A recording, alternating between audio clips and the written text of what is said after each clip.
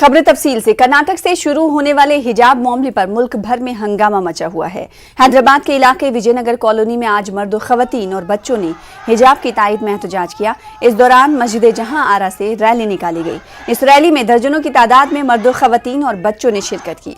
Rally में शरीक अफराद ने हिजाब की तायद में नारेबाजी की और कहा कि हिजाब हमारा हक है, हमें हमारे हक से कोई भी महरूम नहीं कर सकता।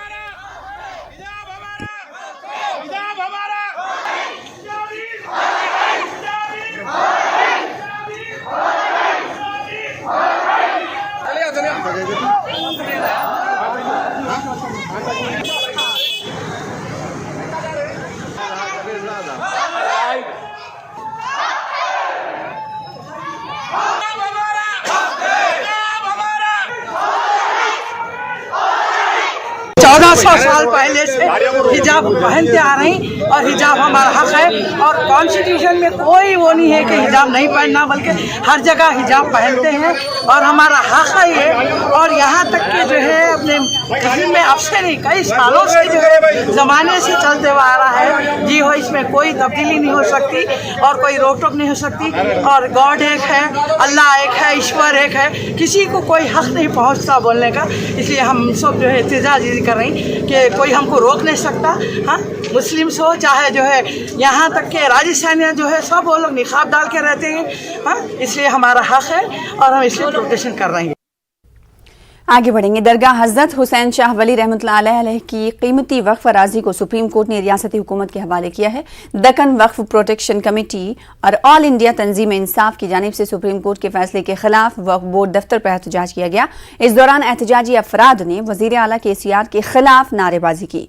दक्कन वक्फ प्रोटेक्शन कमेटी के सदर उस्मान अल हाजिरी ने बताया है कि KCR के दौरे हुकूमत में औकाफी अराजियात पर कब्जे हुए हैं।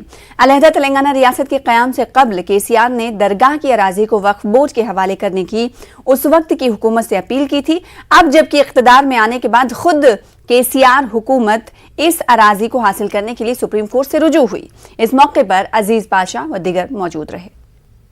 मणिकुंडा जागीर से मुताल्लिक KCR साहब तेलंगाना तश्कील पाने से पहले से ये वादा करते रहे कि मुसलमानों के हवाले वक्फ जायदाद को कर देंगे। गवर्नमेंट का जो क्लेम है सुप्रीम कोर्ट में, हम उससे दस्तबरदार हो जाएंगे।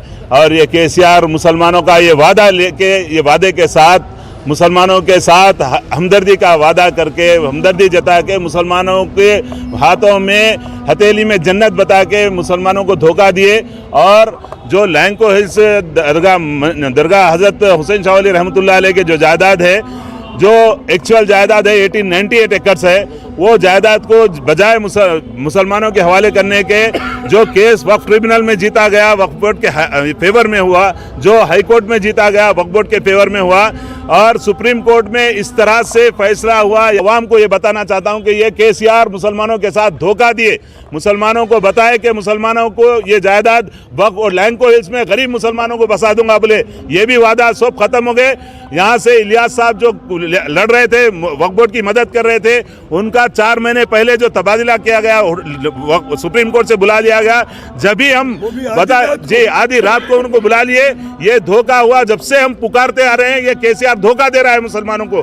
मैं आप तमाम मुसलमानों से गुजारिश कर रहा हूं कि ये लड़ाई ना क़यादत लड़ने वाली है, ना उलमाए किराम लड़ने वाले हैं। इतना बड़ा 1 लाख करोड़ से ज़ायद मालियत का मुकदमा हरा दिया गया और उलमाए किराम के मुंह में यानी पता नहीं क्या हो गया, मुंह चुप्पी साधे हुए। क़यादत छोटे छोटे बातों के लिए जलसे कर रही, उलमाए किराम जाके वोट की भीख मांग रहे, वहाँ से वोट किसी के या मजलिस के हक में वोट मांग रहे, लेकिन ना मजलिस का कोई MLA ना MP की जायदाद का ये तबाह हो गई। कोई उनको बोलने की कोई तौफीक नहीं है। हुसैन शाह वली दरगाह के बारे में जो सुप्रीम कोर्ट का फैसला हुआ है, हम उसकी मजम्मत इस वजह से करते हैं कि हमारी हुकूमत जो इससे पहले वादा की थी, KCR साहब ने कहा था कि मैं आने के साथ ही मैं जो है ना हुकूमत का इद्दिया जो है ना वापस ले लूँगा और इसको वक्त में इन्हें शामिल करूँगा।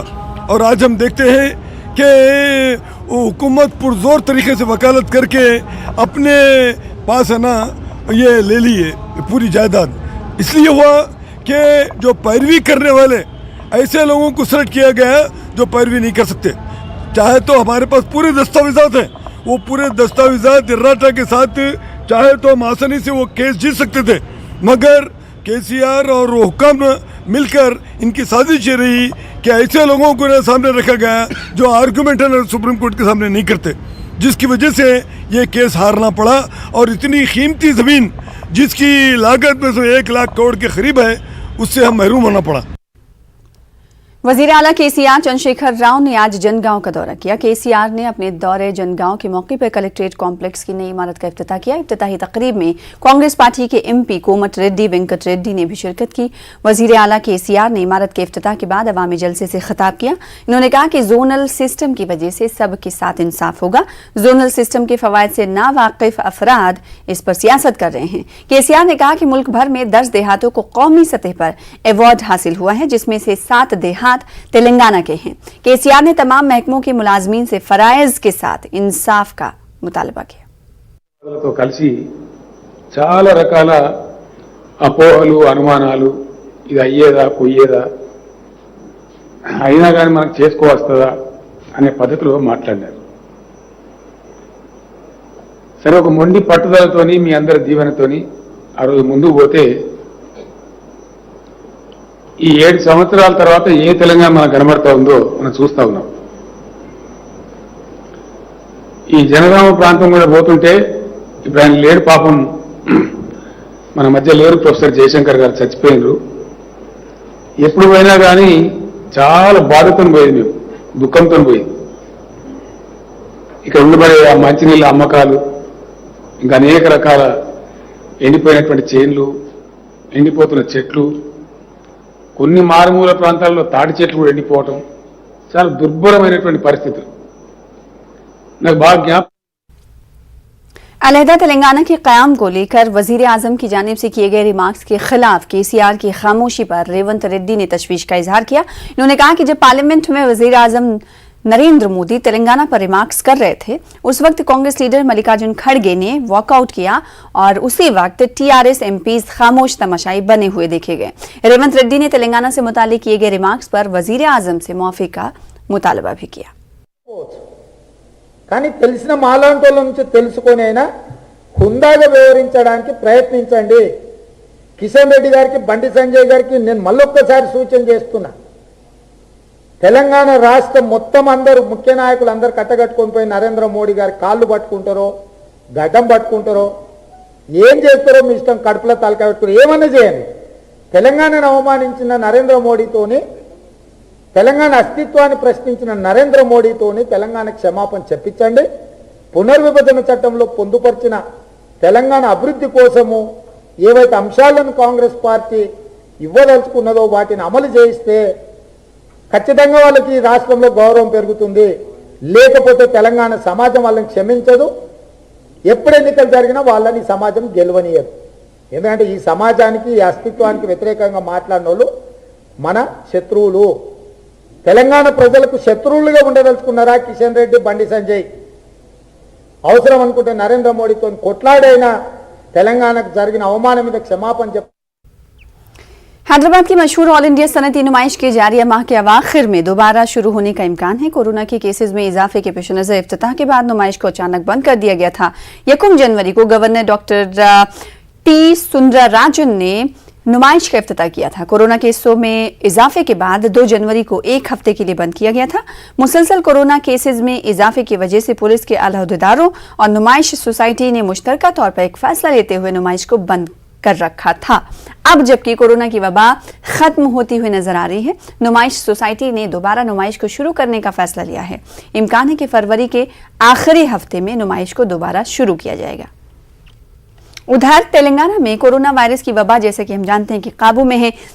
पिछले 24 घंटों के दौरान रियासत भर में कोरोना के 767 नए केस दर्ज हुए हैं। वहीं 2 मरीजों की कोरोना से मौत हुई है। ग्रेटर हैदराबाद के हुदूद में सबसे ज्यादा 228 नए मामले सामने आए हैं। महकमे सेहत के अहदेदारों ने बताया है कि रियासत भर में 17,000 से ज्यादा एक्टिव केस हैं। रिकवरी का फीसद 97.20 है। उधर मुल्क में कोरोना की वबा काबू में है। मरकजी वजारत सेहत ने बैरून ममालिक से आने वाले मुसाफिरीन के लिए कोविड कवानीन में नरमी का फैसला किया है। मरकजी हुकूमत ने कोविड कवानीन में नरमी करते हुए बैरून मुल्क से हिंदुस्तान आने वाले मुसाफिरों के लिए लाजमी RT-PCR टेस्ट को खत्म कर दिया है और खतरे वाले ममालिक की फहरिस्त को भी खत्म कर दिया है। नए कवानीन पर 14 फरवरी से अमलावरी होगी। इसके अलावा बैरून ममालिक से आने वाले अफराद को 14 दिनों का या 7 दिनों का क्वारंटाइन था, उसे भी बर्खास्त करते हुए अब अपने घरों में ही क्वारंटाइन करने का मशवरा दिया जा रहा है। रचाकुंडा पुलिस कमिश्नरेट के चैतन्यापुरी पुलिस ने कारों की चोरी करने वाले इंटरस्टेट गैंग का पर्दाफाश किया है। पुलिस कमिश्नर महेश भागवत ने बताया है कि मुलजिम जी महेश कुमार अपने 2 साथियों की मदद से कारों को किराए पर हासिल करता था और इन कारों की नंबर प्लेट तब्दील करते हुए कम कीमत में फरोख्त करता था। इन तीनों को पुलिस ने शुबा की बुनियाद पर हिरासत में लेते हुए पूछताछ की। पुलिस कमिश्नर ने बताया कि गैंग के 3 अफराद मुंबई, पुणे, हैदराबाद के अलावा भुवनेश्वर में कारों को किराए पर लेकर उनको फरोख्त किया करते थे। इन तीनों को गिरफ्तार कर लिया गया है।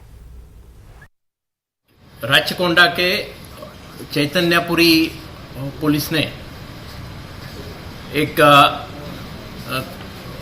ऑर्गेनाइज इंटरस्टेट गैंग का भंडाफोड़ किया है, जिस गैंग के मेंबर जो लोग रेंट पे अपने व्हीकल देते हैं वो व्हीकल की चोरी करते हैं।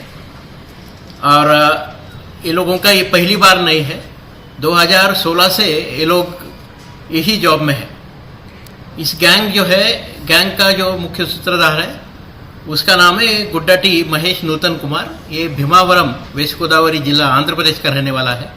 2016 में इलेक्ट्रिकल इंजीनियरिंग ग्रेजुएशन होने के बाद सबसे पहले यहाँ पे हैदराबाद में मलकपेट पुलिस स्टेशन में उसको मोबाइल थेफ्ट में अरेस्ट किया था।